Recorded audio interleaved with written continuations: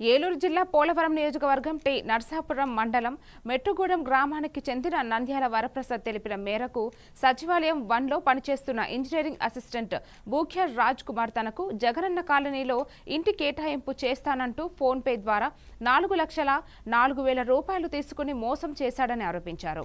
ఆయన 4 నెలలుగా విధుల్లోకి రాకపోయినా ఇన్ఛార్జ్ సెక్రటరీ హరికృష్ణ ఆయనకు పూర్తి సహకారం అందిస్తున్నారని విమర్శించారు. బాధితుడు పలుమార్లు అడిగినప్పటికీ స్పందన లేకపోవడం దురదృష్టకరమని పేర్కొన్నారు. అధికారుల జోక్యం కోరారు.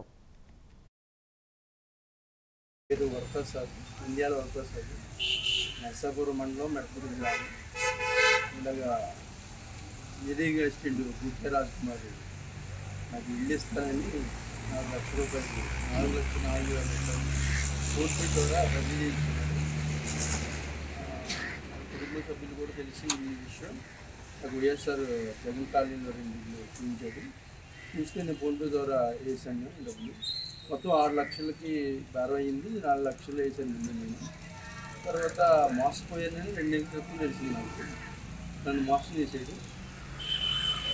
ప్రభుత్వ ఉద్యోగాన్ని నాకు ఇల్లు ఇస్తానని ఆశ పెట్టి నన్ను మోసపెట్టాడు. తర్వాత నేను పీజీఎస్ కంప్లైంట్ ఇచ్చిన తర్వాత వాళ్ళు ఎంక్వైరీ చేశారు, అయిపోయింది. ఇప్పటి వరకు నా అమౌంట్ ఇవ్వలేదు. అందులో ఒకటి ఇక సచివాలయం సెక్రటరీ గారిని వివరణ కాగా ఆయన ఏమంటారంటే నేను వేస్తున్నానంటే వస్తున్నాడు అంటున్నాడు. హాజరు లేదు, ఏమీ లేదు, వీడేం పట్టించుకుంటలేదు. ఎన్ని నుంచి రావట్లేదు డ్యూటీకి? అతను దగ్గర 3 నెలల నుంచి రావట్లేదు. ఆధార్ పట్టి చూసారు మీరు? ఆధార్ పట్టి చూసాను, లేదండి. కన్ఫర్మేషన్ ఉందా? మీ దగ్గర సాక్ష్యం ఉందా? ఉందండి. అతను డ్యూటీకి రావట్లేదని ఎన్ని రోజులు వచ్చాడు, ఉన్నది కూడా ఈ నెల 2 రోజులు వచ్చాడు, ఈ నెల 2 రోజులు వచ్చాడు. ఆయన ఆ విషయం గురించి మీరు సెక్రటరీ గారిని అడిగారా? అడిగామండి. ఏమన్నారు? అడిగామండి. వస్తున్నాడు కదా, నాకు మెడికల్ లీవ్ పెట్టాడు, అది పెట్టాడు అన్నారు. మెడికల్ లీవ్ చూపించమంటే సెక్రటరీ గారు కూడా ఏం సమాధానం లేదు. ఓకే, సమాధానం లేకపోతే నేను ఏం చేయలేక. అంటే ఇప్పుడు సెక్రటరీ గారు కూడా ఆయన సహకరిస్తున్నారంటారు కదా మరి. ఎందుకంటే ఈ నెల కూడా జీతం పెట్టారని నాకు తెలిసింది. నేను ఇప్పుడు ఊళ్ళో తిరుగుతున్నా, నాకు తెలీదా? ఈ నెల కూడా ఆయన 3 నెలలు అంటే మీరు చెప్పినా కూడా సెక్రటరీ గారు ఎటువంటి చర్యలు తీసుకోవాలా? ఏం చేసుకుంటున్నా చేసుకుంటున్నాడు. నేను ఎందుకు ఆధారపడి ఇస్తుంటే నేను పౌరునిగా ఆధారపడి తీశాను. నాకు సమాధానం చెప్పుకుంటా చేసుకోండి చూసుకోండి అంటే అవుతుందా? అంటే ఇప్పుడు పై అధికారులు కూడా ఈయనకు తొత్తులుగా ఉన్నారు ఒక రకం, మీరు చెప్పే మాట ప్రకారం, అంతే కదా? సపోర్ట్ ఉండబట్టే.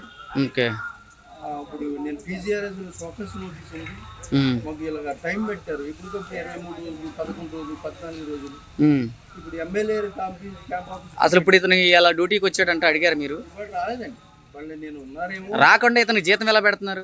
పెట్టారని తెలిసింది. ప్రజలు ఎంత ఇబ్బంది పడినా పర్లేదా?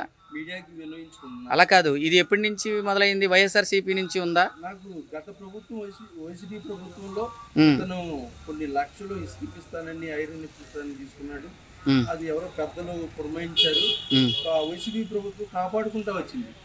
ఈ ప్రభుత్వం నేను న్యాయం చేస్తుంది, ఈ సమక్షంలో తెలియజేస్తాను. ఈ ప్రభుత్వం ద్వారా న్యాయం చేయండి. నా